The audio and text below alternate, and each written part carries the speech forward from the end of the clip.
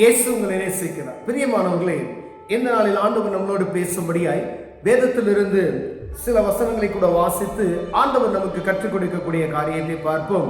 அது 1 கொரிந்தியரின் புஸ்தகம் 11வது அதிகாரம் 27, 28, 29, 30 வசனங்கள் இப்படியாக சொல்லுகிறது. இப்படி இருக்க, எவன் அபாத்திரமாய் கர்த்தருடைய அப்பத்தை புசித்து அவருடைய பாத்திரத்தில் பானம் பண்ணுகிறானோ அவன் கர்த்தருடைய சரீரத்தையும் இரத்தத்தையும் குறித்து குற்றமுள்ளவனாய் இருப்பான். எந்த மனுஷனும் தன்னைத்தானே சோதித்தறிந்து இந்த அப்பத்தில் புசித்து இந்த பாத்திரத்தில் பானம் பண்ண கடவன். என்ன சொல்லுவேன், அபாத்திரமாய் போஜனம் பண்ணுகிறவன் கர்த்தருடைய சரீரம் இன்னதென்று நிதானித்து அறியாததினால் தனக்கு ஆக்கினை தீர்ப்பு வரும்படி போஜனம் பண்ணுகிறான். இது நிமித்தம் உங்களில் அநேகர் பலவீனரும் வியாதி உள்ளவர்களுமாய் இருக்கிறார்கள், அநேகர் நித்திரையும் அடைந்திருக்கிறார்கள். நம்மை தாமே நிதானித்து அறிந்தால் நாம் நியாயம் தீர்க்கப்பட மாட்டோம். பிரியமானவர்களே, ஆண்டவருடைய பிள்ளைகள் கிறிஸ்தவர்கள் பந்தியில், ராபோஜன பந்தியில் ஒவ்வொரு மாதத்துக்கு 2 முறைகள் இது ஆண்டவருடைய பந்தியில் சேருவதற்கு நமக்கு கொடுக்கப்பட்ட ஒரு பிரமாணம். இதை என்னை நினைவு கூறும்படியா இதை ஆண்டவர் செய்யுங்கள் என்று சொல்லி கொண்டு போனார். இயேசு கிறிஸ்து எப்பெல்லாம் இந்த சடங்கை நீங்கள் ஆசாரிக்கிறீர்களோ, எப்பெல்லாம் பந்தியில் சேருகிறீர்களோ, அப்பெல்லாம் என்னை நினைவு கூறும்படியாய் இதை செய்யுங்கள் என்று சொன்னார். பிரியமானவர்களே, பாருங்க, என்னை நினைவு கூறும்படியாய் இதை செய்யுங்கள் என்று சொன்னார். அப்படின்னா இயேசு கிறிஸ்து சிலுவையில என்னுடைய பாவத்தை மன்னிப்பதற்காய் சிலுவையில ரத்தம் சிந்தி மரித்தார் என்கின்ற நினைவு நமக்கு வர வேண்டும். பிரியமானவர்களே, அந்த பஸ்கா பண்டிகையில ஆண்டவர் நமக்கு நினைவூட்டின காரியம், என்னை நினைவு கூறும்படி அதை செய்யுங்கள். முன்குறித்தே நடக்க போகிற ஒரு காரியத்தை குறித்து என்றெல்லாம் எப்பப்பெல்லாம் இந்த பஸ்காவை நீ ஆசரிக்கிறீங்களோ அப்பம் பிட்டு சரீரத்தை நீங்கள் புசிக்கிறீர்களோ அப்படின்னு சொல்லிட்டார். அப்ப உணர்வு எப்படி வரும்னா, ஆண்டவராகிய இயேசு கிறிஸ்துவின் ரத்தம் என்னுடைய பாவத்தை நீக்கி இருக்கிறது அப்படின்ற உணர்வு எனக்குள்ள வர வேண்டும். பிரியமானவரே, திருமேச்சை அண்டைக்கு கடந்து செல்லும் பொழுது ஒருவேளை ஒரு வாலிப பிரயாணத்துல நம்ம புது நன்மை எடுக்கிறோம், புது நன்மை எடுத்து விட்டோம், அவ்வளவுதான் முடிஞ்சிருச்சு. பேப்டிசம் சொல்லக்கூடிய எல்லா இடத்துலையும் கொடுக்குறாங்க, ஒரு குறிப்பிட்ட ஏஜ்ல எல்லாத்துக்குமே கொடுத்துட்றாங்க. அதற்காக தேவ சமூகத்துக்கு வரும்பொழுது நான் புது நன்மை எடுத்து விட்டேன், இல்லை நான் இப்போ ராபோஜன பந்தியில் சேர்வதற்கு நான் வயது எனக்கு வந்துவிட்டது அப்படி என்பதற்காக அந்த எல்லா இடத்துலையும் போய் கடந்து சென்று அந்த அப்பத்தை தைரியமாய் வாங்கி கொள்ள முடியாது. வேதம் சொல்லுகிறது, இப்படி இருக்க எவன் அபாத்திரமாய் கர்த்தருடைய அப்பத்தை புசித்து அவருடைய பாத்திரத்தில் பானம் பண்ணுகிறானோ அவன் கர்த்தருடைய சரீரத்தையும் இரத்தத்தையும் குறித்து குற்றமுள்ளவனாய் இருப்பான். அப்போ வாலிப பிள்ளைகளா இருக்கிற நீங்கள் தேவ சமூகத்துக்கு போகும்பொழுது ஜெபித்து, இயேசு கிறிஸ்து எனக்காக சிலுவையில் அடிக்கப்பட்டு நொறுக்கப்பட்டு உயிரோடு எழுந்தார் என்ற உணர்வு உங்களுக்குள்ள இருக்கிறதா? நான் பாவம் செய்யாதபடிக்கு இருக்கிறேனா? நான் குற்றமுள்ளவனாய் இருக்கிறேனா? அப்படின்னா தேவ சமூகத்தில் பாவத்தை அறிக்கை பண்ணி அந்த பாவத்தை என்ன செய்யணும்? விட்டுறணும். தேவ சமூகத்தில் பாவத்தை அறிக்கை செய்த ஆண்டவரே, தேவ சமூகத்துக்கு போகும்போது பாவ அறிக்கை சொல்லுவாங்க பார்த்தீங்களா? அப்ப அந்த பாவத்தை ஏதோ கடமைக்காய் பாவ அறிக்கை பண்ணிவிட்டு போவது பிரயோஜனமே கிடையாது. போதகர் சொல்லுகிறார், சாமியார் சொல்லுகிறார், அந்த பாவ அறிக்கை பண்ணுங்க அப்படின்னு சொல்லுறதுமே அதை அறிக்கை செய்து விட்டு தைரியமா போய் கை நீட்டி அப்பத்தையும் ரசத்தையும் வாங்குவது தவறு. பிரியமானவர்களே, வேதம் சொல்லுகிறது, இது நிமித்தமாய் நீ ஆண்டவர் சமூகத்தில் குற்றமுள்ளவனாய் இருப்பாய் என்று.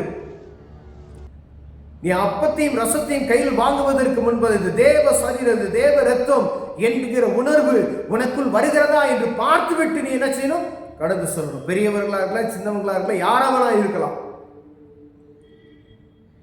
எந்த மனுஷனும் தன்னைத்தானே சோதித்தறிந்து இந்த அப்பத்தில் புசித்து இந்த பாத்திரத்தில் பானம் பண்ண கடவன். நம்மளை தற்பரிசோதனை செய்யணும். இதை எடுக்குவதற்கு எனக்கு திராணி எடுக்குவதற்கு தகுதி இருக்கிறதா? வானத்தையும் பூமியும் படைத்த அண்ட சராசரங்களை சிருஷ்டித்த தெய்வம் என்னுடைய பாவத்தை மன்னிப்பதற்காக சிலுவையிலே அடிக்கப்பட்டார் என்ற உணர்வு வந்திருக்கிறதா? என் பாவம் என்னை விட்டு வெளியே போயிருக்கிறதா என்று பார்க்கும்படியாய் ஆண்டவர் என்ன செய்யறான்னு கேட்டீங்கன்னா, நம்முடைய இருதயத்தை உணரும்படியாய் ஆண்டவர் பேசிக்கொண்டே இருக்கிறார். அநேகர் இஷ்டத்துக்கு என்ன செய்யறோம், போய் அப்படி அப்பத்தையும் ரசத்தையும் நாம் வாங்கிக்கிறது. தேவனுடைய சரீரம் போதர் சொல்றாரு, இது சரீரம். அப்படியே அந்த வசனங்களை வாசிக்கிறாரு, காதால கேட்கிறோம். ஆனால் இருதயத்துல குத்துண்டவர்களாய் இருக்கிறோமா என்று பார்க்கும்படி ஆண்டவர்களோடும் என்னோடு பேசுகிறார். பிரியமானவரே, எண்ணத்திலோ வேணில் அபாத்திரமாய் போஜனம் பண்ணுகிறவன் கர்த்தருடைய சரீரம் என்னதென்று நிதானித்து அறியாததினாலே, கர்த்தருடைய சரீரம் இன்னதென்று அறியாததினாலே, நிதானித்து அறியாததினாலே தனக்கு ஆக்கினை தீர்ப்பு வரும்படி போஜனம் பண்ணுகிறான். அதை நிதானித்து, இது தேவ சரீரம், இது தேவ ரத்தம் என்பதை நிதானித்து அறியாததினாலே தனக்கு ஆக்கினை தீர்ப்பு வரும்படி அதை என்ன செய்யறானா.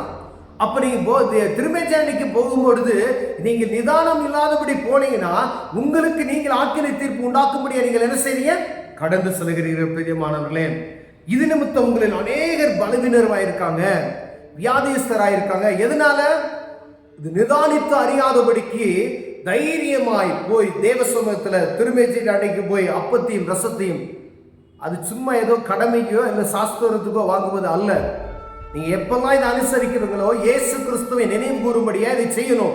இயேசு கிறிஸ்துவை நினைவு கூறாதபடிக்கு ஆண்டவருடைய சரீரம், ஆண்டவருடைய ரத்தம் என்று வாங்கி புசித்து விட்டு நீங்கள் வருவீர்களானால் பாவத்தோடு கொண்டு போய் பாவ அறிக்கை பெண்ணாதபடிக்கு தேவ சமூகத்தில் போய் இதை வாங்குவீர்கள் என்றால் அவர்கள் கொடுத்து விடுவார்கள். சரீரத்தில் பலவீனத்தை வாங்கி கொண்டு நம்ம வருகிறவர்களாய் காணப்படுவோம். பிரியமானவர்களே, அநேகர் நித்திரையும் அடைந்திருக்கிறார்கள். இது நிமித்தம் அநேகர் மரித்தும் போயிருக்கிறாங்க. துன்மார்க்கமாய் வாழ்க்கையில நடந்துவிட்டு ஆண்டவருக்கு விரோதமான காரியத்தை செய்துவிட்டு அவருடைய சரீரத்தை ரத்தத்தை வாங்க தைரியமாய் கை நீட்டி வாங்கிவிட்டு வந்துவிட்டால் மரணம். அப்ப தேவ சமூகத்துல போய் அப்பம் கொடுக்குறாங்க. அந்த நேரத்தில் வந்து அப்படியே தம்பலா போய் நின்று அப்படியே அப்பத்தையும் ரசத்தையும் வாங்கிவிட்டு அப்படியே போய் வந்து உட்கார்ந்துட்டு என்னை மன்னிங்க ஆண்டவரே அப்படின்னு சொல்லிட்டு வருவது அல்ல. வாழ்க்கையில் ஒரு மாற்றத்தை ஆண்டவர் விரும்புகிறார். பிரியமானவர்களே, அவருடைய சரீரத்தை ரத்தத்தையும் பானம் பண்ணுவதற்கு போவதற்கு முன்பதாய் என்னுடைய பாவம் கழுவப்பட்டு இருக்கிறதா, திருமுழுக்கு பெற்று இருக்கிறேனா, என் பாவம் சுத்திகரிக்கப்பட்டு இருக்கிறதா என்று பார்க்கும்படியாய் அழைக்கிறார். ஒருவேளை பாவத்துக்கு மரித்து நீதிக்கு பிழைக்காத அனுபவம் இருக்குமே ஆனால் நீங்க தேவ சமூகத்துல போய் தேவனுடைய சரீரத்தை அப்பத்தையும் கை நீட்டி வாங்கும் பொழுது உங்க இருதயம் சுத்தமாய் இருக்குமே ஆனால் அதை வாங்குங்க.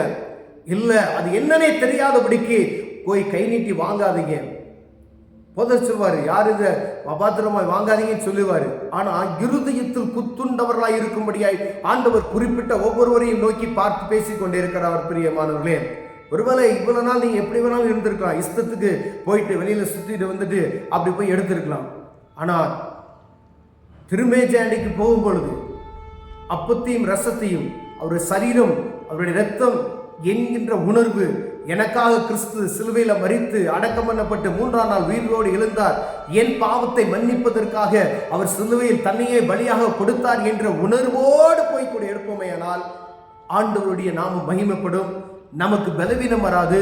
நம்மை குற்றமற்றவர்களாய் நாம் ஆக்கிக் கொள்ள மாட்டோம், பலவீனராய் மாற மாட்டோம். அப்ப தேவ சமூகத்தில் போய் இந்த திருமேச்சேரிக்கு போகும்பொழுது எவ்வளவு கவனம் உள்ளவர்களாய் போக வேண்டும் என்பதற்காக ஆண்டவர் உங்களோடு என்னோடு இடைப்படுகிறார்.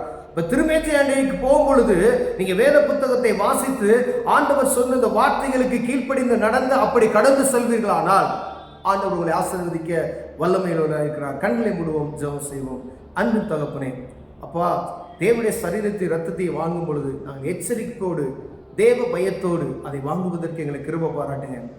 நாங்கள் அது என்னன்னே தெரியாமல் அநேக ஞானங்களை வாங்கி கொண்டு இருக்கிறோம். ஐயா, வாலிப பிள்ளைகளாக இருந்தாலும் சரி, அன்றைய முதியோர்களாக இருந்தாலும் சரி, கர்த்தருக்கு பயந்து அதை செயல்பட உதவி செய்யுங்க. உம்மை நினைவு கூறுவோம் என்ற உணர்வு எங்களுக்கு உண்டாகட்டும். இயேசுவின் நாமத்தில் பிதாவே, ஆமென்.